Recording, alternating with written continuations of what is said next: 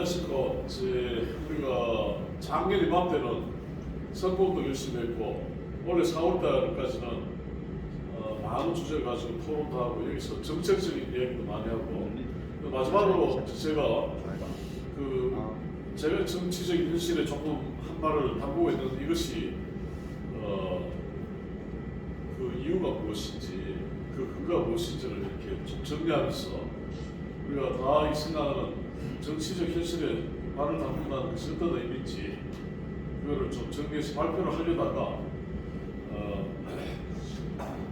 지방선거가 시작돼서 선거운동이 뜨거워지고 해서 잠시 쉬었는데 그걸 지난 5월달에 발표하려고 했던 걸 준비했던 걸 발표하도록 하겠습니다.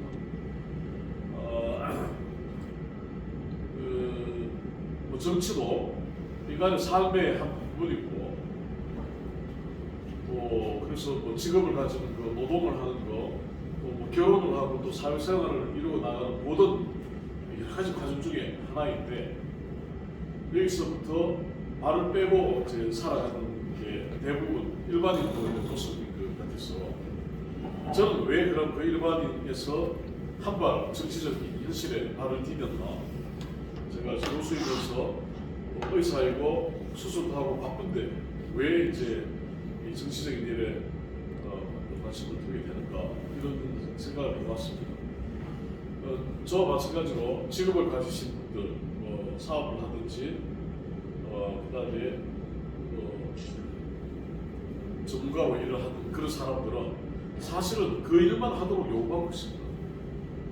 평생 정치적인 일에는 관심 없이 살아가도록 그렇게 요구를 받고 있는데 그것이 과연 옳은 것인지 아니면 정치적인 일에 관심을 좀 기울이고 어떤 주체로서 살아가는 게 옳은지 고민을 하면서 한번 생각하게 되는데 여러분들도 다 하시는 일이 있고 또 대구의 여러 상황이 있고 대한민국의 상황이 있고 전 세계적인 상황이 있는데 우리가 어떤 입장을 가지는 게 옳은지 한 인간의 한 삶의 일부로서 정치를 한번 바라보는 게 좋겠다는 생각을 했습니다. 그래서 한번 다음 슬라이드 보여주시죠.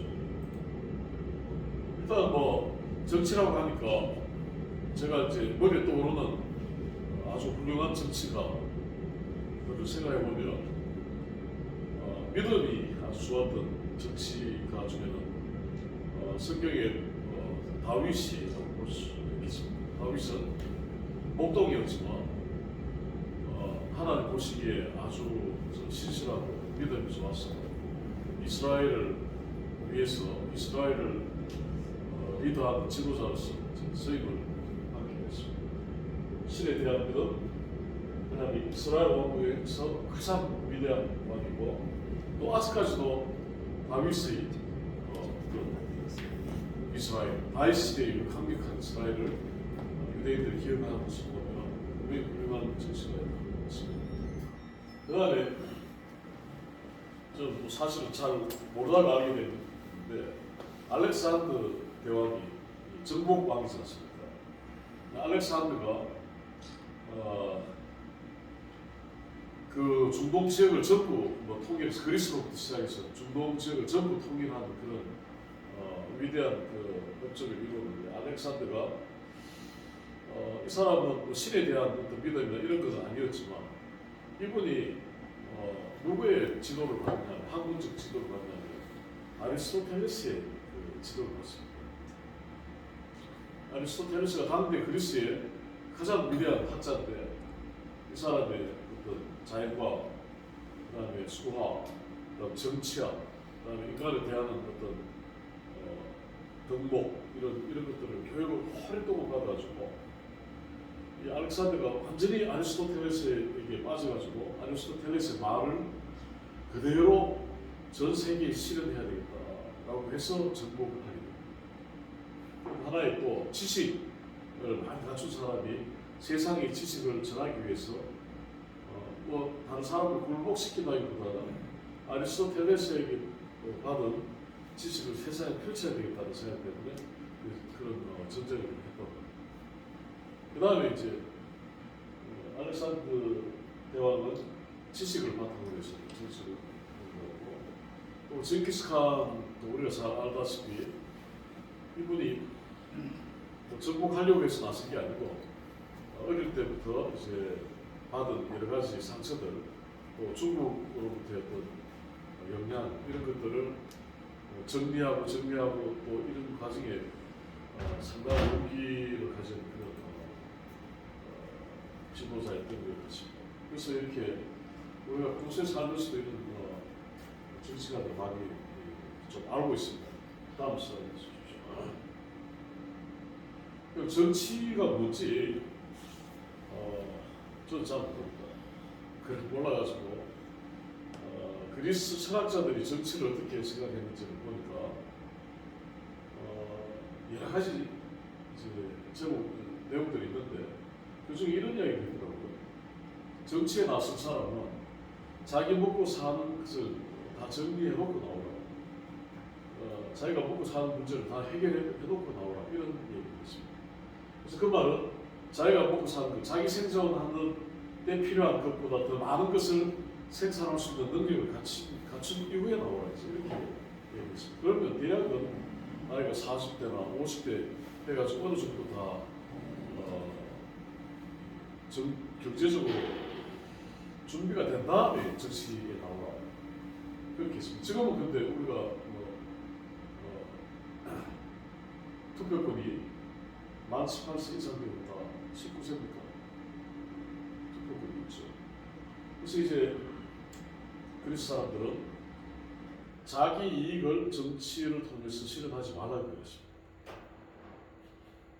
정치를 통한 자기 이익 실현은 금기다. 이건 자기 이익을 위한 것을 하지 말라.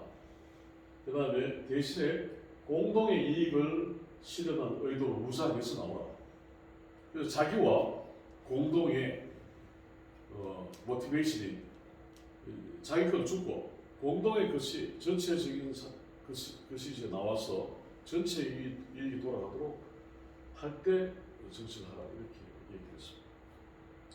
그래서 전체 이익을 위해서 정치에 나오다가 한 번씩 자기의 이익을 사적인 이익을 실현하려고 하는 것을 코럽션이라고 기억합니다. 코럽션. 코는 두 개 다거든요. 공동의 이익과 자기의 이익이 다시 둘 다 같이 일어나는 것은 코럽션. 그게 불편하다. 이런 얘기입니다. 그다음 정치가 무엇인지를 학문적으로 다룬 사람들은 제가 정치학 책을 좀 읽어보니까 정치학의 아버지는 시존 역시 아리스토텔레스이더라고요. 그러니까 지도자가 그 사회를 어떤 방식으로 독재를 해서 정치를 하느냐 아니면 과두제로 여러 사람들이 동시에 하느냐 아니면 공화정을 하느냐 이런 게 고대 그리스에서부터 있었고 우리가 알다시피 그리스의 정치는 공화정이었고 로마도 상당히 공화정을 가졌었고 근데 문제가 이제 이분들은 노예를 가지고 있었기 때문에 노예제를 가지고 있었기 때문에 노예들은 정치에 참여하지 못했기 때문에 온전한 민주주의가 아닌 것을 이제 알 수가 있습니다. 그 다음에 존 록, 칸트, 존 롤스의 정의로 그 다음에 보수주의 정치자로서는 영국의 에드먼드 버크 그 다음에 제가 최근에 알게 된 분은 이제 토크빌인데 이건 참 재밌습니다.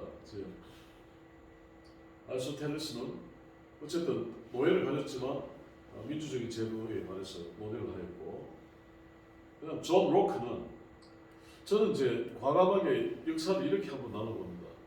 그 영국, 독일, 프랑스, 미국, 한국, 중국 이렇게 역사적 그런 배경은 다 다르지만 뭘 기준을 나누면 왕정을 폐기하고 민주적으로 넘어가는 시기가 언제냐 라는 것이 중요한 포인트가 있었는데 영국은 그것이 굉장히 빨리 됐습니다. 영국은 시민혁명이 16세기부터 일어나면서 주로 개신교도들이 왕에 대해서 권리를 양도하라 이렇게 투쟁을 해서 일어났죠. 그러나 왕은 완전히 폐기하지 않았지만 왕의 권리는 없어졌어요. 그게 영국에서 제일 먼저 일어났고 그 다음에 프랑스에서는 왕정을 이렇게 없애고 왕정과 싸우다가 결국 1789년도에 프랑스 혁명을 통해서 왕을 없애버렸죠. 왕제도 없었습니다. 그다음 그 조금 더 늦게 독일에서는 빌헬름 황제가 1차 세계대전에 치게 되면서 빌헬름 황제국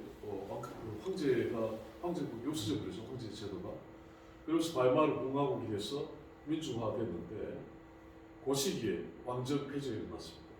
일본은 메이지 유신 때 왕을 옹립하면서 실질적으로 왕권은 없어지면서 왕제도 없이 입헌군주제도로 갔죠. 그 시기가 다 다릅니다. 그럼 그 시기를 중심으로 무엇이 차이가 났냐면 권력이 왕에게 있느냐 개인에게 돌아가느냐 이 차이가 있습니다. 그래서 영국에서는 존 로크 같은 사람은 왕의 권력을 약화시키고 개인에게 권력을 돌려줘야 된다. 그럼 그 개인의 권력은 어떤 방식으로 결합되느냐, 이 권력이 어떤 형식으로 형성되느냐, 이게 이제 권력이 어떻게 형성되느냐를 가지고 정치적론을 많이 썼죠. 그래서 삼권을 분립해야 된다, 이런 이야기를 그때부터 이제 존 로크 때 나오기 시작합니다. 칸트는 이분은 이제 도덕적 어떤 규범 이걸 지켜야 된다 이런 말을 했는데 인간의 이성에는 한계가 있고 도덕적 요구는 어떤 당위다 이렇게 해서 인간은 도덕적 요구에 따라서 살아야 되는 그런 당위로서 했습니다. 이 도덕적 기준, 이 보편적 기준이 되도록 요구하는 것을 개인에게 요구하면서 이것은 정치에도 실현돼야 된다고 했습니다. 그 이론을 받아들인 사람이 존 롤스입니다. 하버드 대학의 정치학자인 것 같은데 칸트의 초월적인 그런 입장을 계승해가지고 누구나의 그 어떤 입장을 다 초월해가지고 모든 사람에게 정의로운 그 정치 체제를 만들어냈다고 해서 이제 롤스가 정치 철학을 만듭니다. 그 다음에 이제 에드먼드 버크는 급진주의에 대항해서 보수적인 보편적 가치를 고수하는 사람들의 정치적 입장들을 영국 의회에서 상당히 많이 주장했는 사람입니다. 지금 현재의 보수적 정치 사상들은 대부분 버크와 비슷하다고 볼 수 있습니다. 그 다음에 마지막으로 이제 토크빌은 1789년 프랑스 혁명 시기에 그 혁명을 경험한 영국의 귀족입니다. 이 귀족이 미국을 여행하면서 미국 내에 개인, 시민들의 자유, 정치적 행위 이런 것들이 프랑스보다 더 활발하게 일어나는 것을 보고 이것이 어떻게 그 신대륙인데도 불구하고 이렇게 정치적으로 개개인이 성숙했는가 이런 걸 보고 미국의 민주주의라는 그런 책을 써서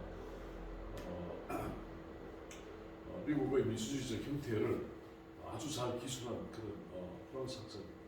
제가 이분들을 이렇게 기술한 이유는 우리나라 그 좌파 정치는 전부 투쟁이죠. 계급투쟁. 그다음에 권력을 잡아서 평등주의를 실현하겠다라는 그런 그 정치 노선과 달리 한 개인을 중요하게 생각하고 개인에게 자유를 최대한 허용하면서 정치가 성숙할 수 있다라는 것을 학자들이 보여줬기 때문에 제가 이렇게 좀 말씀드렸습니다. 다음. 그래서 지금 대구에 살고 있는 나라고 하는데 보면 모두 다 철학적인 개념이 있습니다. 시간적 지금 우리가 뉴욕에 살지 않고 또 파리에 살지 않고 서울에 살지 않고 대구에 살고 있다는 것도 우리에게 주어진 제약입니다. 그러나 이 제약은 모든 인간에게 다 공통적으로 들어갑니다. 서울에 있는 사람 서울의 제약, 파리에 있는 사람 파리의 제약, 런던에 있는 사람 런던의 제약. 우리는 이제 이 시점과 이 대구라는 공간에 제약을 가지고 이제 살아간다는 거죠. 이 시간이라는 것은 물리적 크로노스의 시간도 있지만 어떤 의미가 파고드는 어떤 질적 시간 개념으로 카이로스라는 시간 개념도 있습니다. 그래서 이 시간과 공간의 제약성을 가지고 있는 나는 앞으로 나는 무엇이고 나는 어떻게 살 것인가 라는 그 질문 속에 정치라는 것도 들어있다. 이제 그렇게 생각합니다. 그래서 이제 뭐 시간이라는 거 뭐 이게 너무나 많은 철학적 논쟁이 있는 그런 내용입니다. 그래서 과거는 뭐 기억이고 미래는 기대입니다. 현재는 끊임없이 내한테 다가오고 있죠. 여기서 이제 제가 뭐 제 생각이기도 하고 그런데 저는 뭐 현대라는 것은 없다 이렇게 생각합니다. 현대는 없고 현재만 있다 이렇게 생각합니다. 그래서 우리가 모던이라는 말을 현대라고 생각하는데 현대가 아니고 상이한, 다른 이런 말, 새로운. 그러니까 이제 모더니즘이라고 하는 그 새로운 시대, 새로운 집단 이런 것을 의미해요. 왜 그러냐면 어느 시대, 어느 그 시간을 막론하고 현대이지 않은 시간은 없었습니다. 항상 현대입니다. 그러니까 뭐 어느 시대도 과거에 1000년 전에도 현대고 뭐 다 현대를 살고 있습니다. 그래서 현대를 대변하는 사람은 없다. 우리는 단지 현재만으로 살 뿐이다. 뭐 이런 생각을 합니다. 다음 주십시오. 이 대구라는 이 공간의 특성은 뭘까? 생각해 보니까 신라 시대는 대구는 경주로 들어가는 입구였고 또 통일신라 시대에는 신문학 때 대구를 통일신라의 수도로 삼으려고 했던 적이 있습니다. 그다음에 또 재밌는 게 고려 시대에는 이제 청도와 성주에서 반고려 투쟁이 일어나는 것 같더라고요. 그다음에 또 경주에서도 반고려 투쟁이 일어나가지고 이 반란을 진압하면서 그 당시까지는 고려에서 경주를 동경이라고 했습니다. 근데 반란이 일어나고 난 다음에 지명을 바꿔버립니다. 지명이 경주로 바뀝니다. 고려 시대에 경주의 지명이 경주가 됐습니다. 그전에는 동경이었고 뭐 서랍을 이런 거 썼습니다. 그래서 대구는 경주로 들어가는 입구였고 경주에서도 백제로 가는 그 길목이었고 또 고구려로 올라가는 또 길목이 됐습니다. 다음 봅시다. 근데 이제 대구로 팔공사에서 남쪽으로 내려오기 이전에 영천에서 북쪽으로 올라가는 것입니다. 그 신력인데 신력이라는 데가 이제 통일신라 시대에 경주에서 원주로 올라가는 그 길을 부교라고 그래, 그 부교통 그 길 이름을 부교통이라고 했습니다. 그 부교통의 초입이 신력입니다. 신라 시대에는. 그다음에 이제 고려 시대, 조선 시대에는 개성, 개경, 그다음 한양에서 일본으로 통신사들이 갈 때 중간에 머무는 역이 말을 세우고 쉬는 곳이 신력이었습니다. 그 이름을 길전자 물수자 써가지고 장수역이라고 했습니다. 그 신력은 한반도에서 북쪽과 남쪽을 이렇게 왔다 갔다 하는 그 중심의 역이었고 대구는 백제가 왔다 갔다 하는 그 길목이었다. 이렇게 생각합니다. 그래서 이제 신력을 지나가면 뭐 바로 어디 뭐가 나오냐면 의형이 나옵니다. 의형이 나오고 조금 더 남쪽으로 쭉 가면 뭐 우보, 소보 이렇게 나옵니다. 그래서 이제 예전에도 제가 한번 말씀했지만 대구는 군의와 함께 그 저기 동쪽에 팔공사에서 나눠져 가지고 고구려로 하고 백제로 가고 왔다 갔다 하고 그 다음에 고려시대와 조선시대에도 남쪽과 북쪽이 왔다 갔다 하는 길목에 신령의 그런 어떤 역사적 의의가 있는 곳입니다. 대구와 신령은 통일신라 시대 전후로부터 지금까지 한반도에서 남쪽과 북쪽이 왔다 갔다 하는 길목에 위치하고 있다. 그런 지역적 특성을 가지고 있습니다. 그다음, 그래서 여기 신령에 있는 혹시 가보신 분 계십니까? 사진을 가지고 신령에 있는 여기에 그 말이 먹던 우물입니다. 말이 왔다 갔다 하는 말을 여기에 세우고 물을 먹이고 하는 그런 것이 없고, 그 다음에 거기에 가면 다음 슬라이드 또 역시 이렇게 여기에 뭘 기념하는 비석들이 고려시대 때부터 쭉 비석이 있는 걸 볼 수 있습니다. 그래서 아주 교통의 요지이고 전략적 요충지, 대구나 신령 군인은 경주를 보호하는 통일신라 시대의 어떤 요충지였고, 또 이게 뭐 6.25 때도 우리가 다 검증된 거 아닙니까? 이 남쪽을 방어하는 팔공산과 남동각이 천혜의 요새 역할을 하는 그런 지역인 것을 볼 수 있습니다. 그래서 이런 특성이 있는 지역에 지금 나는 누굴까라는 걸 하고 있습니다. 그래서 이제 이 개인의 자율성이라는 것은 서구 근대 개념의 굉장히 중요한 개념입니다. 자율성 철학에서 스스로의 법을 만들어서 움직인다는 것을 자율적이라는 거죠. 그 반대말은 헤테로노머스, 남의 말을 듣는 그 타입입니다. 근데 이걸 이제 좀 쉽게 생각하면 자율성이라는 것은 독립성을 의미합니다. 독립성은 또 쉽게 이야기하면 남한테 의존하지 않는다는 걸 말하거든요. 남에게 의존하고 시키는 대로 하지 않는다는 것입니다. 자기가 사유해서 행위를 하는 것은 자율적이라고 합니다. 그런 인간은 자유의 존재이고, 또 철학적으로는 독립적이고 자율적 실존이다. 근데 이걸 이제 남의 말을 안 듣고 또 노예가 아닌 주인의 삶을 말하죠. 또 우리가 사용하고 있는 이 법률에는, 헌법에는 이 자율성을 이렇게 써놨더라고요. 사적 자치의 원리 이렇게 해놨더라고요. 내 삶은 내가 결정하고, 내 직업도 내가 선택하고, 내가 사는 장소도, 연애 대상도 내가 결정하고, 결혼도 내가 결정하고, 그것을 결정할 수 권리를 가진 주체로서 개인을 의미합니다.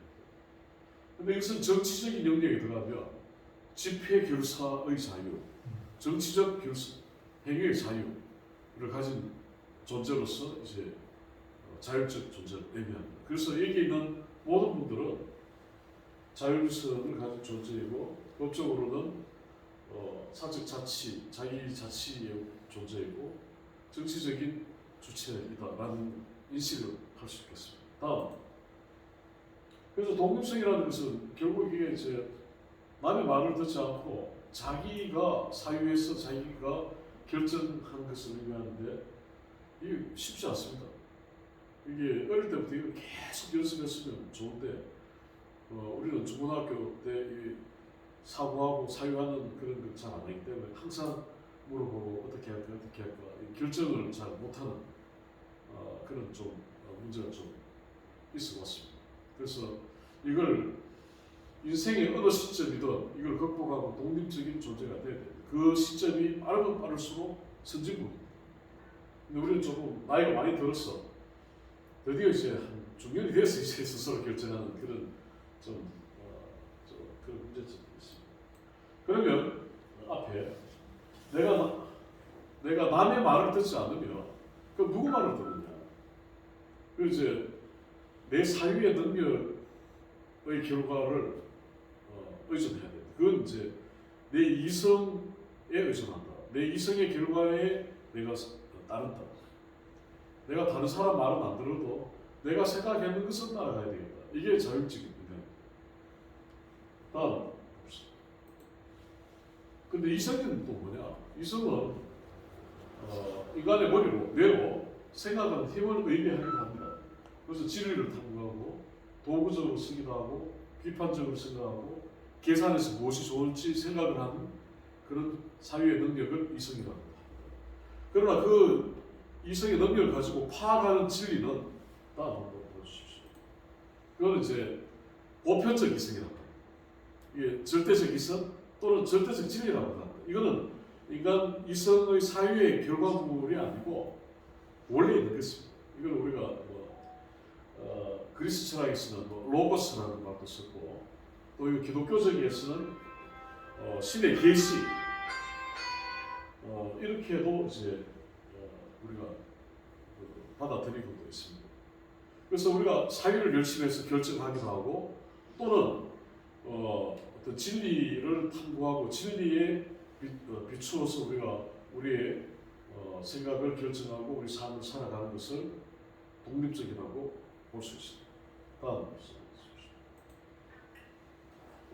그럼 이제 또 여기서 이거는 하이데크의 그 개념인데 내가 여기서 이렇게 살아가는 것을 내가 현 존재라고 하고 그럼 나는 참나가 무엇인가를 고민을 합니다. 그 참인 나 이제 그건 여러분들이 이야기를 했는데 거의 비슷한 것 같더라고요. 나는 난데 그냥 나를 알고 참 존재로서 나 이것을 서양 철학에서는 존재라고 얘기했습니다. 이거는 최근에 실존주의 철학자인 하이데크가 이런 그 문제 제기를 했습니다. 현대인은 존재에 대한 고민을 하지 않고 살아간다고 해서 상당히 많이 좀 문제를 지적했던 것이 있는데, 근데 이 존재란 소크라테스는 너 자신을 알아라고 하는 그 너 자신, 그 다음에 플라톤은 어떤 참된 세계, 그 다음에 불교에서도 참나, 명상을 통해서 얻는 나, 그 다음에 심리학에서는 찌그러진 나가 아니고 원래의 나, 이거는 그 칼 융도 그렇게 얘기합니다. 이게 태고 원령. 근데 기독교에서는 창조의 모산, 창조의 원령 이렇게 얘기를 합니다. 그래서 성경에서 나오는 기록하기로는 타락하기 이전의 원형적 모습. 이것은 지금의 나와는 좀 다르다는 거죠. 그래서 그 참된 존재를 알기 위해서는 현 존재를 거부하고 진짜 내가 무엇인지를 깊이 돌아보는 그 사유가 필요하고 그 존재를 받아들이는 어떤 결단적 행위가 필요하다라고 하이데거는 말합니다. 하이데거가 진리 이건 아니지만 제가 생각해도 참된 자신을 찾기 위해서는 그런 사유가 필요한 것 같다. 근데 그 참된 존재로서 나를 찾는 그 과정에 정치적 주체로서의 나도 발견된다. 저는 그런 생각을 좀 합니다. 다음 주십시오. 다음 이건 우리가 이제 참된 자유로서는 자유로운 존재로서의 나를 생각하는데 우리가 흔히 자유와 평등을 대립적 개념으로 생각하는데 저는 대립적 개념이 아니고 자유로운 존재로서는 이미 평등함을 가지고 있습니다. 같은 평등은 자유의 조건이다 이런 생각이 듭니다. 왜냐하면 노예는 평등하지도 않고 자유롭지도 않기 때문에 자유롭다는 것을 이룬 상태는 이미 평등하고 평등한 상태를 전제로 하기 때문에 그렇고 이때 자유와 평등은 대립적인 개념이 아니고 평등은 또 능력과 환경이 같다는 의미가 아니고 유일하고 존엄하다라는 의미에서 유일하고 존엄하다는 의미에서 평등하다. 인간 모두 다가 존엄한 개인들이다. 이렇게 해서 그런 의미에서 평등하다. 이렇게 생각합니다. 그래서 이걸 어떤 기계론적 물질주의 세계관은 다 무엇을 눈에 보이는 것들을 얼마나 가지느냐라는 소유의 개념에서 평등이라고 생각하지만 존재론적으로 보면 존엄한 개별은 인격체로서 다 존엄하고 평등하다. 이런 것을 하기 때문에 누가 얼마를 많이 가졌느냐라는 개념에서의 평등과는 조금 다르고 모든 인간은 다 존엄한 인간으로서 평등하다 이렇게 생각을 할 수가 있습니다. 다음. 그래서 이건 제가 많이 이야기하는 건데요. 서양에서도 전체와 개인의 갈등이 있었습니다. 근데 그 갈등이 철학적 논쟁이 되는 게 보편 논쟁인데 중세에서 카톨릭 그 교회가 보편자가 존재하고 그 보편자가 개별자에게 나타난다 이런 주장을 많이 했는데 윌리 오카함에 사는 윌리엄은 그렇지 않고 보편자라는 것은 그냥 이름에 불과하다. 보편적 존재는 개별적 존재 안에 나타난다. 이렇게 해서 모든 개별자가 중요하다. 이런 생각을 가지고 그런 투쟁을 했습니다. 그래서 이게 유명한 유명론과 그 존재론의 실제론의 대립인데 보편자가 실제하느냐 이름뿐이냐 이제 오카함은 이름뿐이다라고 했습니다. 근데 개별자가 중요하고 보편적인 것은 개별자 안에 들어있다. 다시 한번. 개별자가 존재하고 모든 개별자 안에 보편적인 것이 존재한다. 이런 주장을 했습니다. 내 안에 보편자가 있다. 이런 거죠. 내 안에 보편성이 있다. 이런 뭐 저도 정확하게 뭐 다 이렇게 이야기하기는 좀 곤란하지만, 근데 이 논쟁의 결과로서 서구 사회는 집단주의 문화가 해체되고 개인이 형성되게 됐습니다. 그래서 개인이 하나님을 만나고 개인이 성서를 보고 이 이후로 종교개혁의 영향을 받아서 지금도 서구는 집단도 어느 정도 있지만 집단보다도 그 개인의 주체성이라는 것이 더 강한 그런 사회가 됐습니다. 근데 이제 저는 이제 뭐 제 개인적인 이야기이기도 하지만 제가 중고등학교를 지나면서 이 내가 속해 있는 이 집단의 문화라는 것이 굉장히 강하다는 것을 느낀 적이 있습니다. 그래서 내 뜻대로라기보다는 남이 요구하는 대로 살아가는 게 대부분 그렇고, 또 밥 먹는 것도 우리는 혼자 안 먹습니다. 대부분과 같이 어울려 다니면서 밥 먹고, 혼자 밥 먹는 사람은 우리는 좀 이상하다고 보는 경우가 많죠. 저는 밥을 혼자 먹는데, 근데 그게 이상한 게 아니고 혼자일 수 없는 사람은 문제가 생깁니다. 인간은 모두 혼자이고 또 혼자 있을 수 있어야 돼요. 개별자로서 충분히 풍족함을 느끼면서 살아갈 수 있어야 된다는 그런 생각을 저는 좀 합니다. 그래서 개별자가 중요하다 이런 생각을 좀 하고 있습니다. 다음,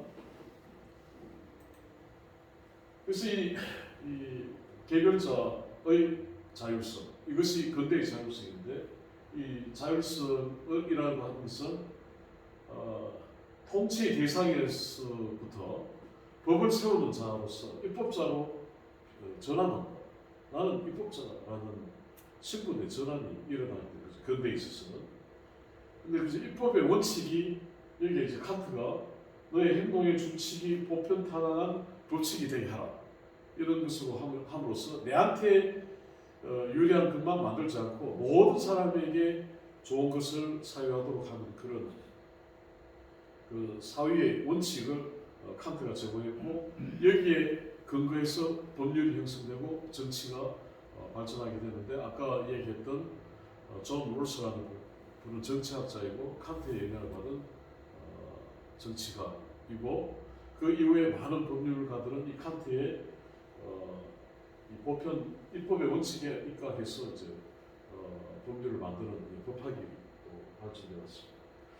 그래서 이제 이 자율적인 인간은 주체적인 인간이라고 볼 수 있는데, 이성적 존재로서 개인의 주체성이 이제 근대에 있어서는 강화가 되었죠. 그래서 그 결과로 또 타자에 대한 어떤 상대화가 생기게 됩니다. 주체가 타자를 상대화하고 대상화하고 어떻게 보면 지배의 대상으로 보는 그런 문제점이 발생됐습니다. 그래서 타자도 나와 마찬가지로 진리를 향하고 진리에 의해서 조정받는 그런 하나의 주체로서 존중하는 타자성을 이제 우리가 중요하게 봐야 되는 시대에 들어왔습니다. 타자는 누구야? 타자, others, 다른 사람, 옆에 있는 사람, 옆에 있는 사람도 나와 같은 주체이다라고 하는 것을 중요하게 생각하는 시대로 넘어왔습니다. 그래서 우리가 나와 타자가 공화 또는 조화를 만들어가는 그런 그 관계 속에 있다고 볼 수 있습니다. 그 관계를 서로 그 조정하고 또 법칙을 만드는 것이 우리의 현대 사회다. 저는 그렇게 생각합니다. 그래서 이제 나와 너는 항상 너 것이 좋고 너 것이 나쁘고 이런 그 대화를 많이 해야 되는데 그게 이제 심의라고 하죠. 그래서 지금의 민주주의는 심의를 통해서 심의를 통한 민주주의, 그다음에 그 심의를 하는 과정을 통해서 또 의결하는 과정을 통해서 결정된 것을 따라가는 절차적 민주주의의 중요성이 만들어지게 되었습니다. 그런데 이제 아까 하이데거가 얘기했듯이 현대인의 특징은 spiritual being, 그 영적 존재로서의 인간에 대한 몰지각, 눈에 보이는 어떤 감각적 실체만 이해하고 그것만 인정하는 그런 문제점으로 인해서 우리가 보이지 않는 것들은 무시하게 되는 그런 또 결과에 빠졌어요. 그래서 현대의 경향은 누구나가 할 것 없이 내가 가진 것에 대해서 굉장히 신경을 많이 씁니다. 그걸 물질주의라고 하죠. 물질을 숭배하고 그럼으로 인해서 도덕적 타락이 오고 또 더 가지기 위한 끊임없는 투쟁을 하게 되는데 사실은 우리가 영적 존재로서 정신적 존재로서 우리를 이렇게 보게 되면 내가 가진 것의 그 차이는 나와 남이 가진 것의 차이는 크게 차이가 없다는 것을 알 수 있습니다. 제가 여러 번 이야기했는데 여기 슬라이드에서는 뺐지만 우리가 지금 공짜로 쓰고 있는 것들이 많이 있습니다. 그게 뭐냐면 햇빛, 공기, 물, 자연 이런 것을 다 공짜로 쓰고 있습니다. 이것을 돈으로 환산하면 몇 조 단위가 될 거예요. 그런데 우리가 가지고 있는 그 차이를 몇억 차이, 몇십억 차이, 몇백억 차이를 거기 더하면 그 차이는 차이가 없어집니다. 우리가 무료로 쓰고 있는 이 물질적 자산을 생각한다면 그래서 이제 우리가 가지고 있는 것을 느끼고 있는 것 이상으로 우리가 이 무료로 쓰고 있는 것들에 대한 인식 이런 것도 굉장히 필요한 것 같다. 또 현대의 젊은이들 결혼 안 하는 것도 자기가 무료로 쓰고 있는 것들에 대한 반감을 함으로써 자기가 가진 게 너무 적다, 남에 비해서 너무 적어서 불행하다 이런 것에 빠지기 때문에 결혼을 못하는 게 아닐까. 그래서 이제 결국 인간은 누구나 자기의 노동을 통해서 먹고 살 만큼 이상의 것을 소유할 수 있도록 되어 있습니다. 그래서 뭐 결혼하면 두 명이 일하니까 두 명이 더 충분히 살아갈 수 있기 때문에 가진 것의 차이에 의해서 스트레스 받지 말고 고생하지 말고 우리가 무료로 쓰고 있는 많은 것들을 생각하면 충분히 부유하다라는 것을 이제 제가 좀 말씀드리고 싶습니다. 다음, 그래서 그걸 이제 전인적 인간관이라고 하는데 우리가 이제 경제학의 아버지라고 하는 아담 스미스도 이런 이야기를 했습니다. 인간이 행복한 아담 스미스가 살던 시대는 스코틀랜드의 종교개혁 분위기가 무르익을 갈 때였습니다. 그래서 전인적 인간에 대한 이해가 많이 팽배할 때인데 그때는 아담 스미스는 경제학을 쓰기 전에 이런 철학자였습니다.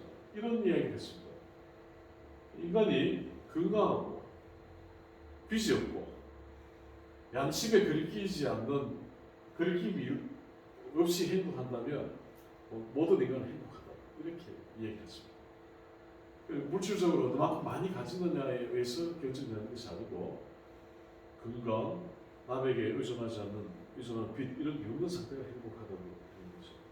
그래서 그런 한 개개인이 열심히 경제적 행위를 할 때 잉여가 만들어지고 그 잉여는 자본의 축적으로 되고 그 자본의 축적은 다음 투자를 위한 것으로 되고 사회가 부를 축적하게 될 수 있는 거죠.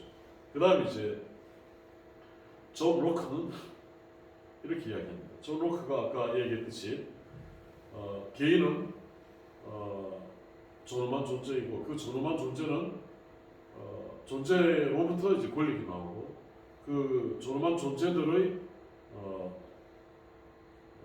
계약에 의해서 국가가 형성됩니다. 그래서 이제 그 계약에 의해서 국가의 권력이 나온다 이렇게 합니다. 그래서 결국 그 권력의 핵심은 개인의 존엄에 있다는 겁니다. 존 로크가 이렇게 얘기했습니다. 존 로크인데요. 이 사람은 외과에 삽니다. 영국의 외과에 사고 정치 철학자이긴 하고 그렇게 존 로크는 이렇게 얘기했습니다. 자연은 공평하다고 했습니다. 이 자연을 소유하고 있는 인간은 없습니다. 누구나에게 공평하게 돼 있고, 근데 노동은 자기 것입니다. 근데 그 노동을 통해서 자연을 이용하는 것은 자유라고 했습니다. 그래서 그 자연 속에서 노동을 통해서 자기 노동을 통해서 생산물이 생기면 그건 개인의 것이라고 했습니다. 그 소유권이 형성되고, 그 소유권은 일을 많이 할수록 많아진다 이렇게 얘기했죠. 그래서 그러나 이제 교환을 하지 않을 때보다 교환을 하게 되면 자기만 쓰는 것보다 훨씬 더 많은 생산을 할 수 있게 됨에 따라서 교환을 하기 시작하면서 이 생산력이 폭발적으로 성장하게 된다. 이렇게 얘기를 했고, 자연 법칙이 존재하는 한 인간은 자유를 누릴 수 있고, 또 자기 재산을 지키기 위해서 국가가 기능을 해야 된다. 그다음에 이제 우리의 재산을 지키기 위해서 우리가 계약한 국가가 그 계약을 위반할 때는 그 국가를 인간이 파기할 수 있다. 계약 파기할 수 있다. 이렇게 얘기했습니다. 그래서 헌법에 의한 정치, 즉 민주정치와 자유분리를 주장하였고, 이 로크의 자유주의는 미국 혁명과 프랑스 혁명에 상당한 영향을 미쳐서 미국과 프랑스의 민주주의적 질서를 만드는 데 큰 의미가 있습니다. 뭐 그렇습니다. 그래서 이제 상권 분립해가지고 개인의 권리가 가장 강화돼야 된다. 왕이나 복지자에 의한 전제의 정치는 반대했습니다. 다음,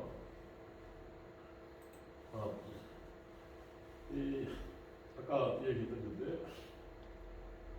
칸트가 이제 도덕 법칙은 다윈이고 신의 명령이라 했기 때문에 반드시 지켜야 되고, 인간을 수단이 아닌 목적으로 대하라, 이렇게 그런 정신을 설파했습니다. 그래서 거기에 기초해서 우리가 인간을 수단으로, 이데올로기의 목적으로, 수단으로 대하는 것이 아니고 인간 자체를 목적으로 대하는 정치를 하는 것이 중요하다고 생각합니다.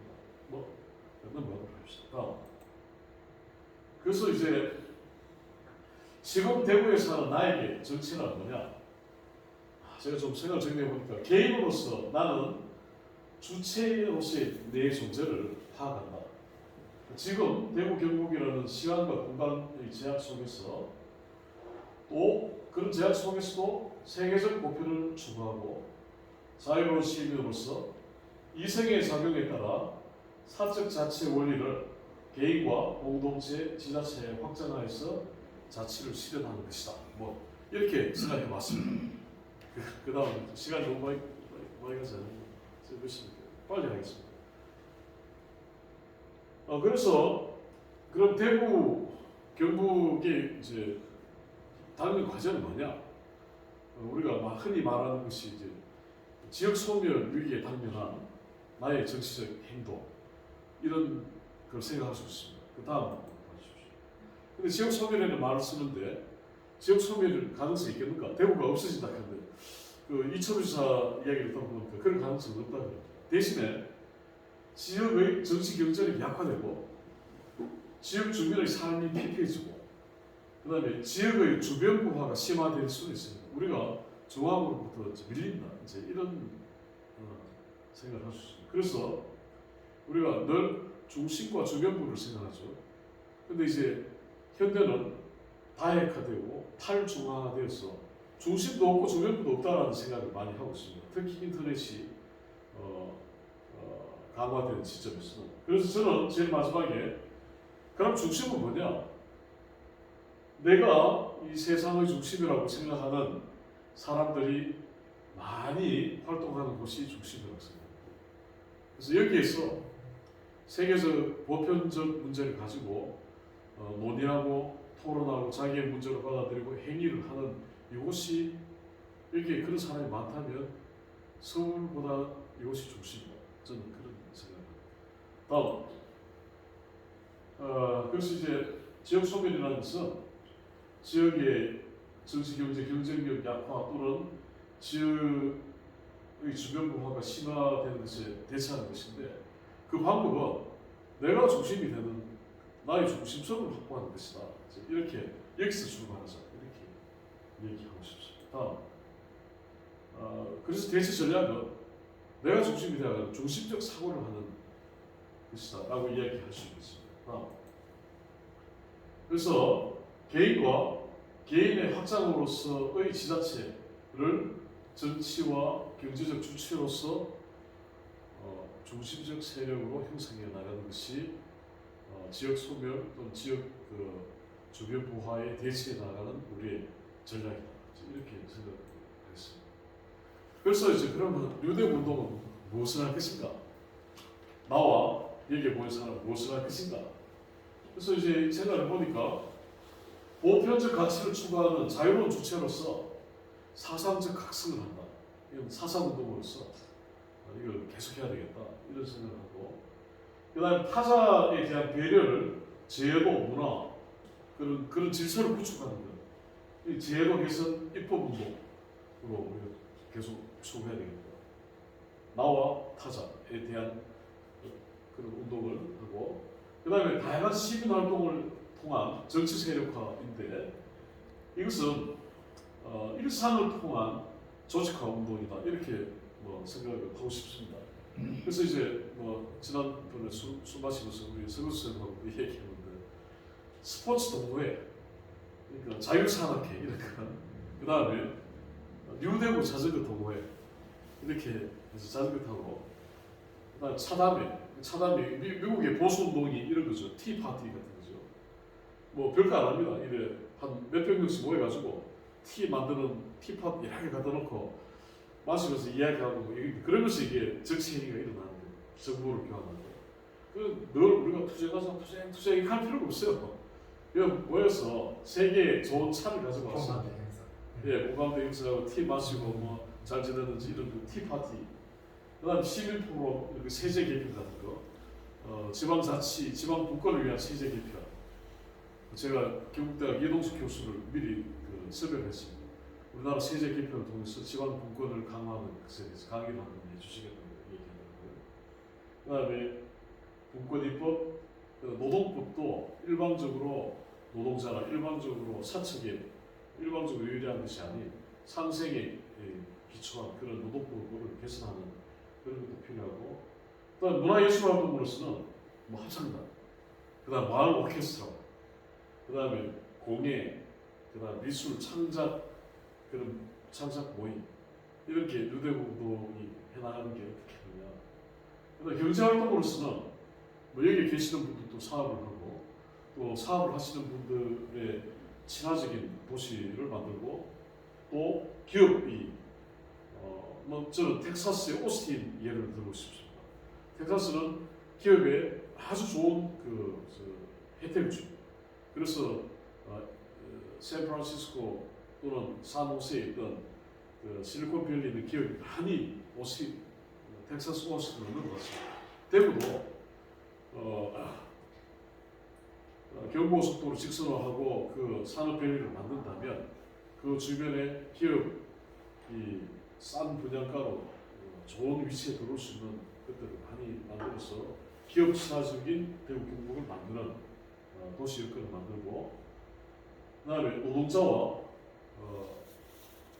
사용주가 상생해서 서로 위하고 서로 도와주는 상생형 노동 문화를 만들어가는 게 우리에게 필요하지 않을까.